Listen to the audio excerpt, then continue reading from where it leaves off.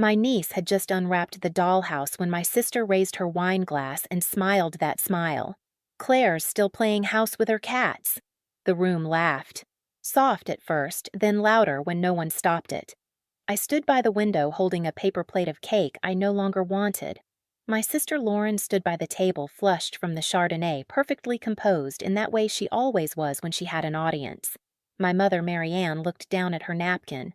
My cousin Josh chuckled into his drink. No one said anything. It wasn't the first time. It wasn't even the worst. But it was the moment the front door opened. And in walked Michael, my partner of almost 2 years, holding our daughter in his arms, still warm from her nap, her curls messy and her stuffed elephant half tucked beneath her chin. He scanned the room, eyes calm and clear. Then he looked at me. "She woke up asking for you," he said. And Lily, 3 years old, still blinking the sleep from her eyes, smiled, reached her arms out, and said it like it had always been true. "Mommy." The room fell silent. I used to think I was imagining it.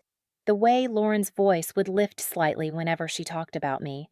The way she'd say my name when telling stories like a punchline only she understood. It started small, harmless almost. At a family dinner 3 years ago, she leaned across the table and said, "So, Claire, are you still living with your cats, or did you finally get a boyfriend with a pulse?" People laughed. I did too. It was easier that way. At Thanksgiving, when I brought a homemade cranberry tart, she said, "Wow, all that effort for just you and the whiskered roommates." Even my brother Evan chuckled. He whispered later, "She doesn't mean anything by it. She's just being Lauren." That was the problem. Lauren had always been just being Lauren. She got married young 22 and had 3 kids before 30. She stayed home, drove the minivan, hosted every holiday like it was a performance. I respected that. I really did. But somehow my choices made her uncomfortable, like my single, quiet life was a commentary on hers. I never said a word, not even when she started using that line like a slogan. "Claire's still playing house." She'd say it when I talked about repainting my kitchen when I posted pictures of my Sunday dinners on Instagram. Playing house became her way of saying I didn't have a real life, just an imitation. And slowly it caught on. At my cousin Josh's wedding, I arrived alone. Mom smiled tightly and said, "Don't worry, sweetheart. Not everyone's meant to settle down." Aunt Janine added, "Besides, you've got those cats right." They meant well. That's what I told myself. But meaning well doesn't make it hurt less. I stopped talking about my life. About the little joys, buying fresh flowers, planning meals, redoing my patio. Every time I shared something, it felt like a setup for a joke I didn't write. The worst part wasn't Lauren. It was the silence of everyone else. People think cruelty is loud, but the kind I lived with, it was quiet. Muted chuckles, shrugs, a quick glance down at a plate when things got uncomfortable. I remember one Christmas I brought a beautifully wrapped gift for Lauren's youngest. I'd spent weeks picking it out. As he opened it, Lauren leaned toward me and said not softly, "You know it's kind of sad. All this love and no one to share it with." I smiled, took a sip of wine, and didn't come home the next year. Mom called me selfish, said I was overreacting. Family teases Claire. That's just how we are. But it didn't feel like teasing. It felt like erasure. I don't remember when I stopped expecting anyone to ask how I really was. At some point, I realized I could be in a room full of people I'd known all my life and still feel invisible. So I built a life outside those rooms, a quiet one, a careful one. No announcements, no explanations, just weekends in Denver, then longer stays, then packing my things into boxes while 2 small hands helped tape the corners. Lauren never knew. No one did. And now, standing in her living room with her friends and decorations and curated perfection, my daughter had just called me Mommy, and Lauren didn't even know her name. I met Michael Bennett at a marketing conference in Denver. He was there representing a small tech firm. I was speaking on a panel about digital storytelling. We ended up at the same table during a post-session lunch, 2 people exhausted from too much networking, quietly grateful for shared silence. He wasn't flirtatious. He didn't ask where I lived or if I was single. He asked if I liked the chicken. And then somewhere between awkward jokes and bad coffee, he told me about Lily, his daughter. She was 2.5 at the time. He said it like a confession, not a brag. Like he wanted to make sure I understood who came first. She's everything, he said quietly. Her mom left when she was 18 months, walked out one morning and never came back. I didn't ask questions, I just listened. Later, he showed me a photo, a toddler with wild curls covered in spaghetti sauce, grinning without a single front tooth. She was wearing mismatched socks and hugging a stuffed elephant so tightly it looked squished. She calls it jelly, he said, laughing softly. Don't ask. That laugh stayed with me. We started seeing each other slowly, carefully. We met for coffee when Lily was with his mom, had dinner after she'd gone to bed. We talked about everything except the future because neither of us wanted to risk the present. It was 3 months before I met Lily. Michael planned it like a military operation. Children's museum. Saturday morning, neutral territory. I wore jeans and a sweatshirt. I was terrified. Lily clung to his leg, at first peeking at me like I was a stranger on her sidewalk. I waved gently and squatted down to her level. I like your socks, I said. They were pink with tiny whales. She didn't respond. But when we reached the pretend grocery store exhibit and I asked her to help me shop, she handed me a plastic banana without a word. By the end of the hour, she was holding my hand. We sat on a bench eating peanut butter crackers and she pointed to a bird outside the window. That's a robin, she said. They're the ones that come back. I didn't know what to say. Michael smiled beside me, his arm behind her on the bench, his eyes soft. She's memorized half the bird book we read at night. We began spending time together as a trio. I learned how to braid her curls, how she liked her sandwiches, cut triangles, never squares, and that Jelly the elephant had to be tucked in first at bedtime or she couldn't sleep. The first time she fell asleep in my arms was during a movie. Michael was doing dishes. I didn't move, not even when my foot went numb. Her breath was warm against my neck. I remember thinking, I hope she stays here forever. One night, after a thunderstorm woke her crying. Michael was in the shower. I went in and found her curled up hugging her knees. I sat beside her, rubbed her back, whispered that it was just the sky talking. She crawled into my lap and whispered, "Thank you, Mama Claire." She fell asleep like that. I didn't. When Michael came out and saw us, he didn't speak, just sat beside us and touched her hair. "Are you okay?" he asked. I nodded, even though I wasn't sure what I was feeling. A week later, we talked about the future. Michael told me Lily's mother had legally relinquished her parental rights. There would be no custody battle, no visits, no interference. If we ever got married, he said, and if you wanted to adopt her, we could make that real. I didn't need time to think. She already feels real to me, I said. It started as Mama Claire. Lily said it one evening as I helped her brush her teeth. Can Mama Claire read me the bunny book tonight? Michael paused in the hallway. I looked at him. He looked at me. Neither of us said a word. I didn't correct her. The name stuck. She used it for 2 months. It was hers, not ours. A name she built from her own little logic. And then, one Thursday evening, everything shifted. We were having dinner. Lily was wearing one of Michael's old t-shirts as pajamas, sitting cross-legged at the table, her curls a mess from bath time. She held out the ketchup bottle and said matter-of-factly, "Mommy, can you open this?" I almost didn't hear it. Michael did. He froze. Fork in midair. I looked at her. She wasn't even thinking about it, just eating chicken nuggets and humming to herself like it was the most normal thing in the world. "What did you call me?" I asked gently. She looked up confused. "Mommy," she said again. "You are." She didn't smile when she said it. Didn't check to see if it was okay. She just knew. That night, as I tucked her into bed, I asked one more time. "You're really okay calling me that?" Lily frowned. "Why wouldn't I be?" She touched my small fingers over mine. "You help me with my tangles. You sing the not good songs. You make my toast right. You always know where Jelly is." She paused. "That's what mommies do right." I nodded, not trusting my voice. After she fell asleep, I stood by the doorway watching her chest rise and fall. Michael came up behind me and whispered, You okay? I nodded again, but in my chest, something ached. Not from pain. From knowing that I had become something I'd never even dared to wish for. She was mine.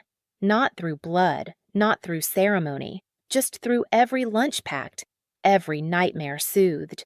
Every morning she called my name instead of anyone else's. She didn't need proof. And maybe for the first time in my life, neither did I. We didn't tell my family. Not when I moved in.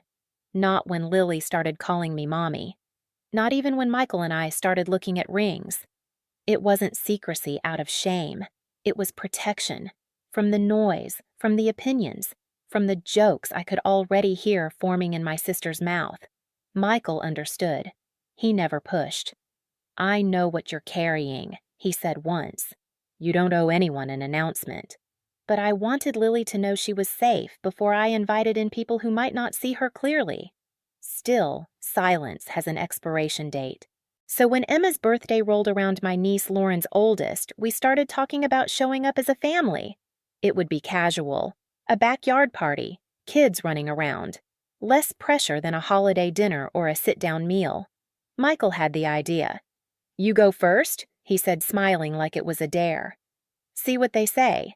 Then Lily and I will come in if she's feeling up to it. I hesitated. What if she calls me mommy in front of them? What if someone laughs? Michael reached across the table, took my hand. Then they'll see the truth, and they'll either respect it or reveal themselves. I nodded. Slowly. We spent the night before the party prepping Lily's yellow dress.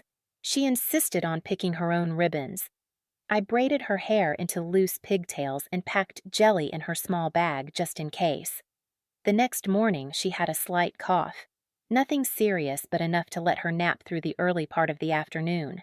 As I got ready, she sat up in bed and asked, Is it the princess party today? Yes, baby. I'll go first. Daddy will bring you later. She frowned. Can I bring the doll for Emma's house? I smiled. Of course. And with that, I kissed her forehead, tucked her back in, and walked out the door, carrying a secret the size of a family. Lauren's house smelled like frosting and fruit punch. Pink balloons floated above folding chairs. A giant inflatable castle sagged in the backyard, half deflated in the spring sun. There were cupcakes arranged in the shape of a crown and glitter glued onto plastic wands. It was all very Lauren. I arrived with a carefully wrapped box, a Victorian-style dollhouse I'd spent weeks choosing. Inside were tiny furniture sets, a clawfoot tub, and 2 hand-painted cats curled up on miniature rugs. Emma squealed when she opened it. Aunt Claire, it's perfect! She ran her fingers along the tiny staircase, already imagining stories. For a moment, the room hushed, just the soft sounds of a child discovering joy. Then, Lauren picked up her wine glass. Well, she said, her voice sweet enough to curdle cream, looks like Aunt Claire is still playing house. A few cousins laughed, awkward, unsure. Lauren wasn't done. First it was pretend kitchens, then Thanksgiving for one. Now, a full dollhouse for a pretend family. I didn't answer. I never did. Mom looked down at her plate. Dad cleared his throat. No one said my name. Lauren sipped her wine like she'd earned the moment.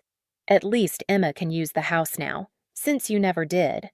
I placed the lid gently on the empty gift box and smiled. I'm glad she likes it. I walked into the kitchen, not because I needed anything, but because I needed space. Behind me, the conversation continued soft, then rising again, like nothing happened.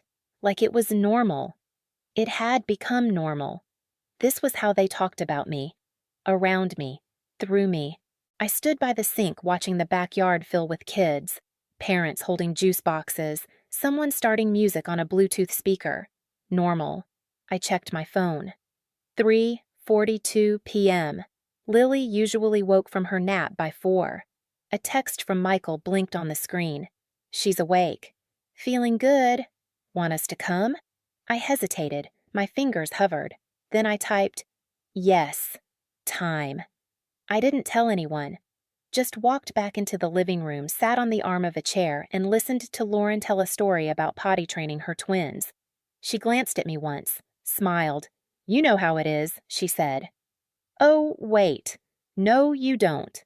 The room chuckled. Not loudly, but enough. That's when I heard the front gate click, and footsteps, tiny ones, and the silence that followed. That wasn't planned. It just happened. The front door opened. Michael stepped inside, holding Lily on his hip. Her curls were pulled into soft pigtails, and she was still rubbing sleep from her eyes.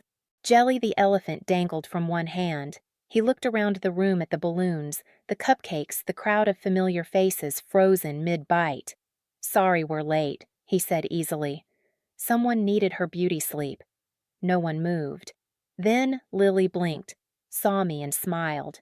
Her arms shot forward. "Mommy!" She squirmed down from Michael's arms and ran straight across the room past Lauren, past Emma's unopened gifts, right into mine. I knelt to catch her. "Hey, baby girl," I whispered. "Did you have a good nap?" She nodded against my shoulder. Silence pulsed in the room like a held breath. Michael came closer, rested his hand on my back, and turned to my parents. "Hi, I'm Michael, and this is Lily." He smiled with the calm certainty of someone who wasn't there to prove anything. "Claire's told us so much about you." No one spoke. Then behind me, I heard Lauren's voice, tight now. "Claire, can we talk?" I stood up slowly, Lily still on my hip. "Actually," I said, "I think you should hear this too." Michael reached into his jacket pocket. A small, velvet box. He didn't get down on one knee. He didn't need to. "Claire," he said, his voice steady, "you've made our little family whole. Lily loves you like you've always been her mom, and I do too." He opened the box. "Will you marry us?" The room didn't breathe. And then Lily whispered, "Say yes, Mommy." I looked at her, at Michael, at everyone who'd ever laughed at my life and called it pretend. "Yes," I said. "Of course, yes." Michael slipped the ring on my finger, and in that moment, no one laughed. Not even Lauren. After the congratulations. After the hugs that came a little too late. After Lily dragged Emma toward the dollhouse and Michael ended up sitting cross-legged on the carpet helping them set the tiny dinner table, Lauren pulled me aside. Into the hallway, past the coats and the dusty family photos. She didn't speak at first. Her face was pale. Lipstick faded. Eyes uncertain. "Claire," she said quietly. "Why didn't you tell me I looked at her? Would you have listened?" She flinched, then exhaled. "I thought you were alone. I thought you were pretending, like a kid playing dress-up. And I guess that made me feel—" She stopped herself. "Small," I said for her. "Because I didn't choose the same life you did." Lauren nodded. Slowly. "I didn't know how much I was hurting you." I leaned back against the wall. "You didn't need to. You had everyone laughing with you." A long pause. Outside, Lily squealed something about the tiny bathtub, and Michael's low laugh followed. "I'm sorry," Lauren whispered. "Really?" I believed her, but I didn't soften. This isn't about being even, or making peace. This is about understanding what's off limits from now on. She looked up.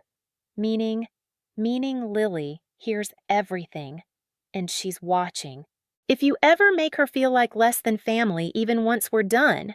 Lauren swallowed hard, then nodded. "Okay." I turned to go, then stopped. "And Lauren." She glanced up. "You were right. I was playing house. I was learning how to love without conditions, and how to let someone call me mommy because I earned it. So no," I said softly. "We don't go backward. It's been 3 months since the party. Michael and I got married in my parents' backyard under the oak tree I used to climb as a kid. Lily wore a yellow dress and carried our rings in a basket full of petals. She insisted Mr. Jelly be in the pictures. He was. So were Whiskers and Clover, tucked neatly into the corner of one group shot, looking mildly unimpressed. Lily's adoption went through last week. She signed the final paper with a crayon and announced to the room, "Now we all match." She was right. Lauren came to the wedding, quiet, respectful. She brought a book for Lily called Families Are All Different and asked gently if she could start fresh. We said yes, Carefully. Mom teaches Lily how to make pot roast. Dad shows her how to check tire pressure. They don't ask why I never told them sooner. They just show up. And that's enough. Tonight, Lily fell asleep on the couch between us, one hand in mine, the other on Michael's sleeve. Jelly tucked beneath her chin. I stood for a long time at the doorway, watching the soft rise and fall of her breath. Michael asked, "You okay?" I nodded. "I'm just thinking," I said, "about all the times they said I was playing house." He smiled, didn't say a word. I reached down and pulled the little blanket higher over Lily's shoulders. The living room was quiet, the lights warm, and behind us on the shelf sat a tiny pink tea set from the dollhouse. I wasn't playing. I was building something real.